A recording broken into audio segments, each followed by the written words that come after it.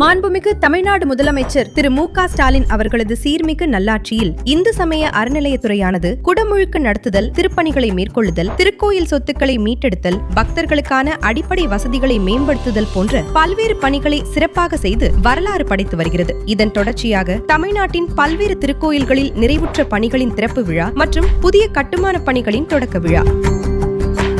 ரூபாய் 53 கோடியில் பழனி தண்டாயுதபாணி சுவாமி திருக்கோயிலில் புதிய தங்கும் விடுதிகள் மற்றும் வரிசை மண்டபம். ரூபாய் 30 கோடியில் திருச்செந்தூர் சுப்பிரமணிய சுவாமி திருக்கோயில் கடற்கரையில் அலைத்தடுப்பு சுவர். ரூபாய் 30 கோடியில் திருத்தணி சுப்பிரமணிய சுவாமி திருக்கோயிலில் புதியதாக கூடுதல் மலைப்பாதை அமைக்கும் பணி.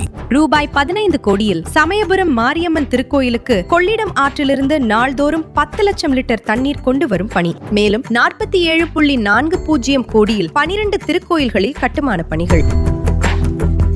ரூபாய் 69 கோடியில் திருச்செந்தூர் சுப்பிரமணிய சுவாமி திருக்கோயிலில் பக்தர்கள் தங்கும் குடில்கள், வளாகங்கள், கடல் அரிப்பு தடுப்புச் சுவர் உள்ளிட்ட 8 பணிகள்.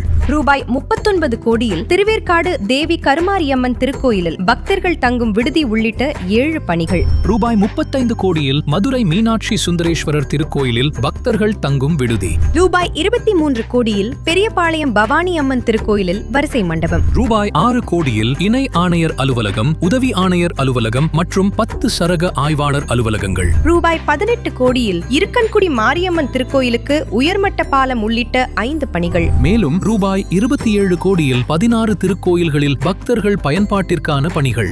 ரூபாய் 175 கோடியே 23 லட்சம் மதிப்பீட்டிலான பணிகளை தொடங்கி வைத்தும் 215 கோடியே 79 லட்சம் மதிப்பீட்டிலான முடிவுற்ற பணிகளை திறந்து வைத்தும் சிறப்பித்த மாண்புமிகு தமிழ்நாடு முதலமைச்சர் அவர்களுக்கு மனமார்ந்த நன்றிகள்.